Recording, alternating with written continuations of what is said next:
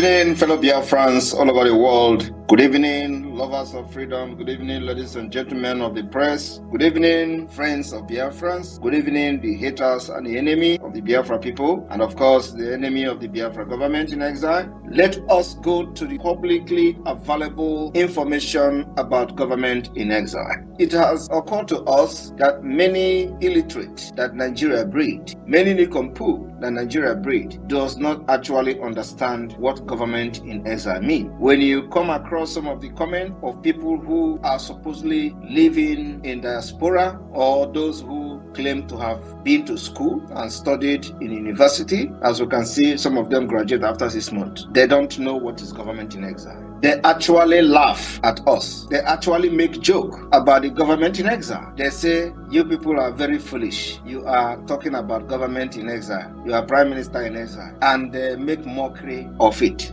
And it is quite very surprising that people who claim to be human beings doesn't actually have brain. It is not even very hard for these people to have gone to Google, at least to check, even if it is not accurate information, but at least to get themselves educated about what is government in exile. They don't know, and they continue to fool themselves on social media. However, our government in exile is not just ordinary government in exile that we have seen before. This government in exile is a well-packaged government in exile that has met every international standard, better than any other government in exile that has ever existed. With the propaganda, the blackmail, and difficulties because of the interests of the multinational corporation that are milking the future of the indigenous people in Nigeria. Those who understand government in exile are panicking. And another thing is that the people they are following are actually crying in their houses, in their offices, when they close their door. But the idiots who call themselves Nigerians, when you hear their comment or when you read their comment, soon hand will touch you. I don't know when this soon is going to come. Soon hand will touch you. Why is DSS still allowing this boy to be posting on social media? What is Nigeria government doing? If they tell you what they have done to stop Simon Ekpa, you will go shamelessly hiding your face, because this government you are saying that what are they doing have done everything humanly possible to stop Simon Ekpa. They cannot stop me.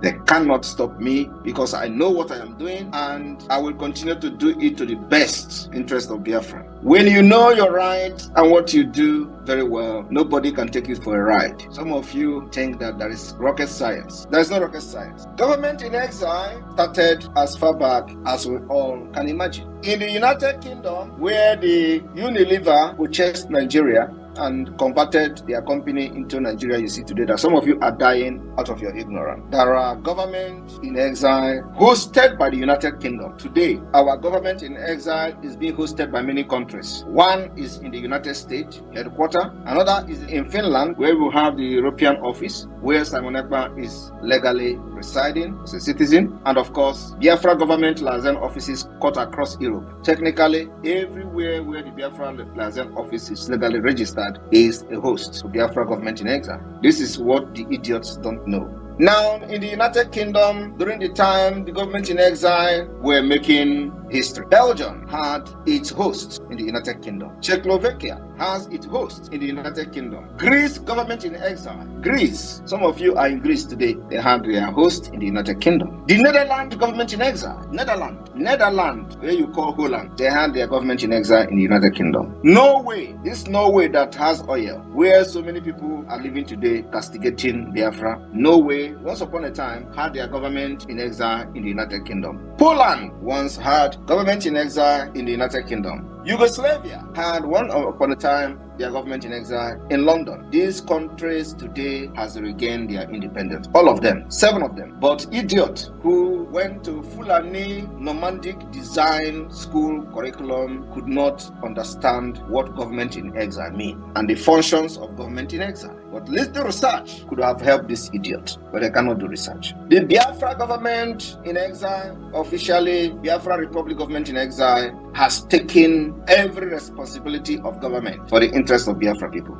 We are legitimate government of a sovereign state. The independence of Biafra were declared in 1967. After that, many who fought for Biafra independence went on exile and remained there. What we did now is to restore the exile government of Biafra. In 2023, the Biafra exile government was restored. I want people to pay attention to what I'm saying tonight, because knowledge is power. In 2023, between March and April, the Biafra government in exile was restored, and today it has given birth to what is happening and what is to happen. After Nigeria and Britain connived, starved Biafrans to death, forced them to surrender, and lied to them that Biafrans are going to be reintegrated into Nigeria. It was a lie. Seized all their property, all their money, and gave them 20 pounds irrespective of whatever you have in your account. That moment, Biafra government flee into exile. And there they remain in exile until this day. What we did was to restore it. We've restored it. Many of the Biafran soldiers today are living in the United States. After the war, they all left. Many of them are still alive. Many of them have still bullet wound on their legs. Those people who left and today are residing in the United States or other part of the world are the government themselves. They carried it and they left Nigeria. This new generation, of which Simon Ekpa is very proud to be part of. Many of you are very, very proud to be part of this generation that did not let the Fulani terrorists or the Islamic State and Caliphate destroy your future.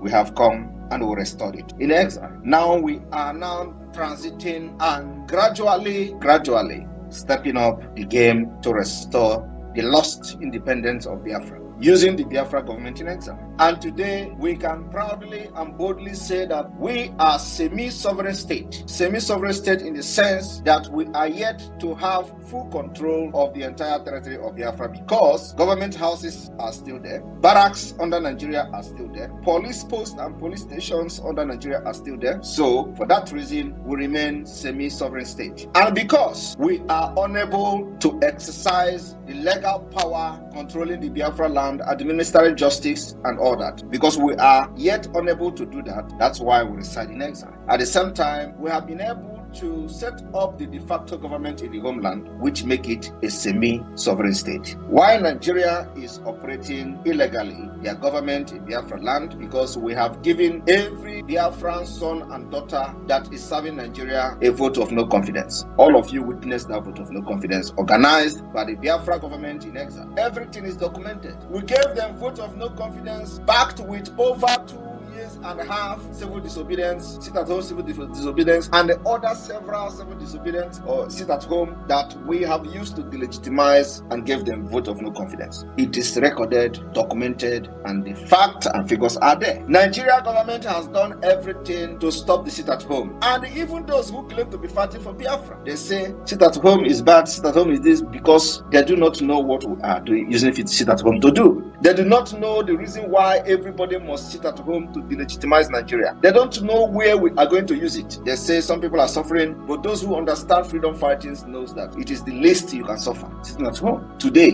we are going to use the sit at home. It is one of the biggest assets we have against Nigeria, to show to the world that Biafra rejected Nigeria and they are not loyal to the Nigeria appointed representative within Biafra territory. This is a case that is very strongly in our own side. The evidence are everywhere. All the governors in Biafra land, especially in the hinterland of Biafra, have cried. They have done everything.